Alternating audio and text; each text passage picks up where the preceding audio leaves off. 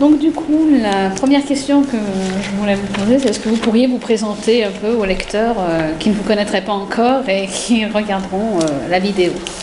Alors je m'appelle Pierre Petit et c'est mon vrai nom, c'est pas un pseudonyme, sinon je serais allé en chercher un autre. C'est un nom assez commun. Je suis trop vieux pour dire mon âge. J'écris par contre depuis l'âge de 10 ans et j'ai commencé à montrer mes œuvres à 10 ans, mais après, au début du 21e siècle, un petit peu avant, j'écris des romans, des œuvres de fiction. J'ai écrit des tas de choses, mais je ne l'estime présentable que mes œuvres de fiction. J'ai gagné ma vie pendant 40 ans en faisant de l'informatique sur des systèmes un tout petit peu plus gros que le PC actuel. Et je continue de la gagner puisque je suis retraité de l'informatique. Voilà, j'espère que ça vous suffit. Sinon, je vis à la campagne. À la campagne, mais vraiment à la campagne. J'aime la musique, je pianote. J'aime beaucoup le jazz aussi. J'aime les chevaux, je monte à cheval depuis tout petit et j'ai pour ambition de mourir à 100 ans d'une chute de cheval. Donc, ça vous décrit le personnage. Par ailleurs, je suis père, grand-père et le gros de mes affections va vers mes petits-enfants. Voilà, est-ce que ça suffit? Oui, du coup, pour écrire, quels auteurs vous ont influencé? Quels sont les auteurs que vous pouvez lire, soit en classique, soit en contemporain? Des auteurs qui m'ont influencé, je ne saurais pas. Des auteurs dont j'évite l'influence parce qu'ils sont trop bons. J'en ai déjà parlé à Laetitia. Je dirais Giono, parce que si je lis du Giono, je m'arrête d'écrire. Qui m'aurait influencé? C'est une excellente question. Franchement, c'est au lecteur de le dire, parce que je suis incapable de dire à quoi ressemble ma prose. L'inspiration, j'aimerais, alors ça c'est très prétentieux de ma part, j'aimerais, quand je serai mort, dans très longtemps donc, laisser un pays à moi. Tous mes romans et beaucoup de mes nouvelles, pas forcément celles qui sont publiées, mais beaucoup de celles que j'ai écrites, parce qu'il y en a un certain nombre, tous mes romans se passent sur un plateau imaginaire, et pas tellement imaginaire en fait, qui est un des deux plateaux qui constituent le Velay. Et j'aimerais qu'après ma mort, ou quand j'aurai fini d'écrire, si ça m'arrive, ce plateau du Velay, plateau de Fontbonne, c'est le nom que je lui donne, continue d'exister comme le Haut-Pays de Giono, comme les Hautes-Alpes de Pierre Magnan, si on veut un sous-Giono quand même de grande qualité. Voilà. C'est une ambition au-dessus de mes moyens peut-être, mais c'est ce que j'aimerais que les gens connaissent mon plateau à travers moi. Donc c'est très très prétentieux de ma part. Du coup, est-ce que vous pourriez dire quelques mots de votre nouveau roman? Mon dernier bébé, donc c'est tiré d'une... on peut même pas parler de faits divers parce que je crois pas que ça ait été public à aucun moment. J'ai trouvé ça, je l'explique d'ailleurs dans la toute première page du roman, à la préface en fait, que vous avez dû lire, j'espère. Oui. C'est tiré d'un hasard total. J'ai acheté un livre pour l'offrir à ma fille à l'époque. Et dans ce livre, il y avait une lettre d'un jeune médecin qui venait de découvrir, une copie d'une lettre d'un jeune médecin. Il venait d'être appelé dans une ferme. Il y avait trouvé une fille en sang qui venait visiblement d'accoucher. Et mais il n'y avait pas de bébé. Il a demandé à la fille ce qu'était devenu le bébé. Et la fille lui avait dit, c'est le chien qui l'a emporté, il a truc qu'il a mangé. En réalité, dans l'histoire vraie, la fille l'avait jeté dans un puits. Et le médecin demandait à sa compagnie d'assurance, au sous-médical, au service juridique du sous-médical, s'il était lié par le secret médical et s'il pouvait en parler au tribunal, au cas où ça irait au tribunal. Et il y avait aussi la réponse de la compagnie d'assurance dans une enveloppe, j'ai encore tout, qui disait vous êtes absolument tenu par le secret professionnel, l'article 378. Et je sais, après, je ne sais plus du tout ce qui s'est passé, ce qui est arrivé à la fille. Elle a été découverte, les gendarmes ont trouvé le bébé au fond du puits. Je ne sais pas s'il y a eu une affaire judiciaire, ce qu'il en a été dans les journaux. Je n'ai pas voulu chercher, dans la mesure où, après, c'était mon histoire. Et ça, j'avais trouvé ces deux documents il y a une vingtaine d'années. Et puis, je ne sais pas pourquoi, j'ai eu un jour l'idée d'en refaire un roman. Peut-être parce que pour un autre roman, j'ai lu le traité du professeur Lacassagne et que je suis retombé là-dessus. Je ne saurais pas le souvenir. Donc j'ai écrit un scénario là-dessus et je l'ai proposé à notre amie Clarisse Enodo qui a sauté sur ce, comment elle dit, un pitch, sur ce pitch, donc, et qui m'a commandé un livre, ce qui m'était jamais arrivé jusqu'à présent, et ce qui est très stressant, je dois dire. L'usage des éditeurs, ou stresser les auteurs, comme on les obligeait à écrire pour une date donnée.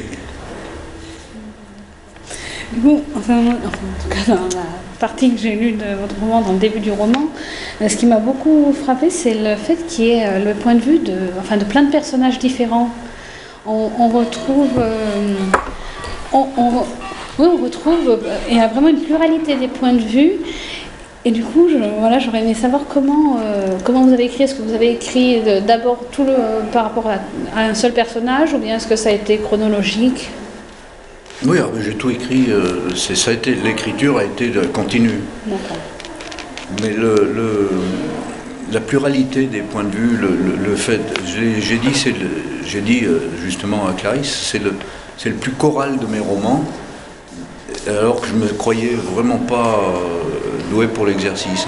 Il y a un côté exercice intellectuel d'essayer de varier les points de vue. Jusqu'à présent, les romans, les 4 premiers que j'ai écrits étaient racontés à la première personne et au présent. C'était voulu pour l'immédiateté, comme on dit, et aussi parce que je me sentais incapable justement d'écrire un roman choral. Et là, j'ai voulu essayer. Donc, je ne sais pas si c'est réussi, mais j'ai voulu essayer. Ce que j'ai voulu essayer de faire aussi, c'est que les dialogues soient, que les personnages parlent différemment les uns des autres. Vraiment que les enfants parlent, pas trop enfantin, mais un peu, qu'un gendarme parle comme un gendarme, qu'un médecin parle comme un médecin, etc. Alors ça, je ne sais pas si c'est réussi, il y a que les lecteurs qui puissent le dire. Mais c'est mon ambition. Et du coup, un peu dans le même ordre d'idée, ça m'a beaucoup étonné aussi de voir que vous avez mis finalement un peu du roman policier dans un roman régionaliste, comme on dit. Donc du coup, comment est-ce que vous avez travaillé les deux genres ça... Le policier régionaliste, j'ai déjà pratiqué, ça fait déjà un certain nombre. Alors peut-être que je n'y ai pas réussi, mais je n'ai pas voulu faire un roman policier.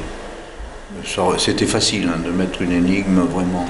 Je pense que j'ai donné suffisamment d'éléments au cours du roman pour qu'on sache dès la moitié où était le coupable du meurtre, parce que la fille, je le dis ou je le dis pas, la fille qui a accouché et donc qui va déclencher une rumeur dont l'accouchement et l'accouchement et la disparition du bébé vont déclencher une rumeur contre le docteur héros de cette histoire en quelque sorte, va être trouvée morte, noyée dans une levée de moulin. Donc on aurait pu que ça vire vraiment au policier.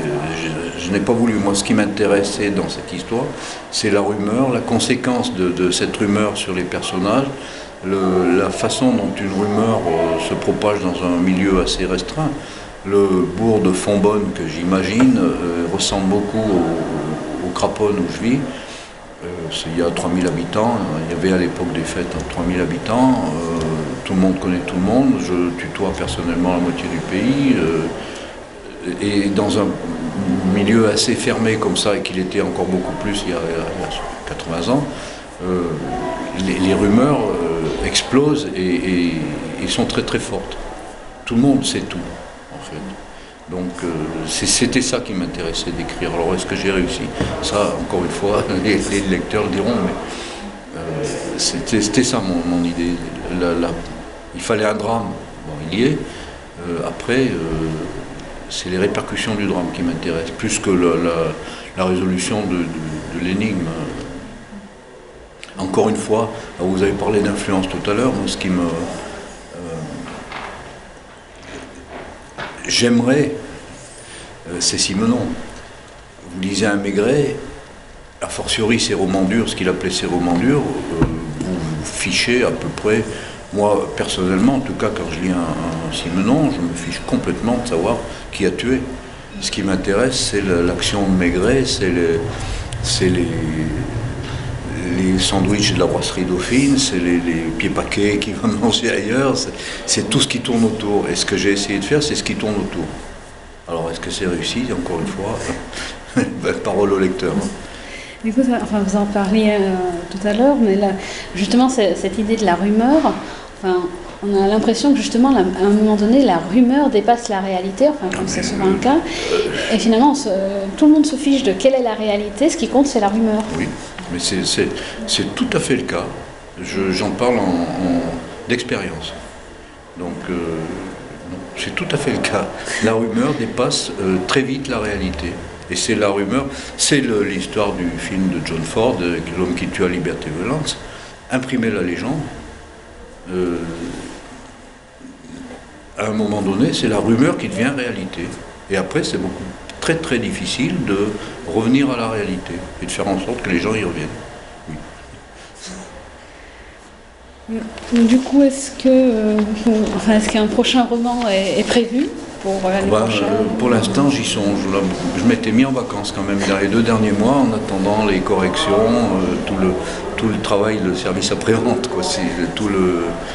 Mais oui, je pense j'ai 2 sujets en tête, je les soumettrai à notre éditrice préférée. Ça sera encore des romans durs. J'ai un roman dans les tiroirs qui attend son éditeur, qui est le 5e volet de ma pentalogie maintenant, Plus fort qu'Autner.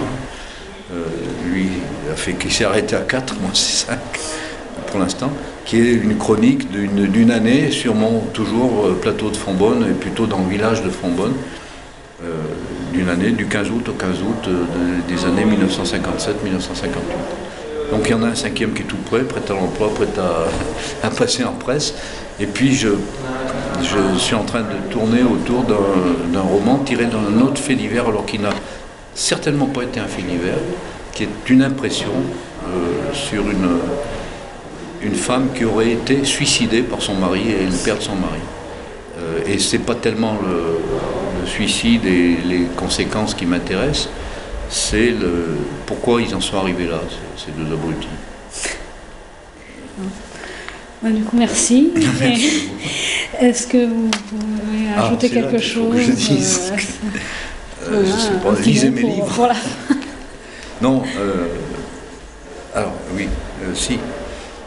On me demande toujours quelle est la part d'autobiographie dans un roman, je veux dire. Et je dis toujours, c'est 0%. La réalité, c'est qu'on ne peut pas écrire ce qu'on n'a pas d'une façon ou d'une autre expérimenté. Les faits sont, je maintiens dans cette histoire-là à 95% inventés. Ce qui n'est pas inventé, c'est tous les accessoires, tout le décor, le parler des personnages, j'espère du moins. J'ai été moi-même soumis une fois à un interrogatoire de gendarmerie, dans une affaire criminelle en plus, où je faisais partie des suspects potentiels. Ça m'a permis d'écrire un interrogatoire de gendarmerie assez véridique, par exemple. Mais c'est quand même inventé à 100% des histoires. J'espère. Voilà, c'est ce qu'il fallait. Je ne sais pas si c'est ce que vous attendiez, mais... Merci beaucoup. Merci à vous. Me dites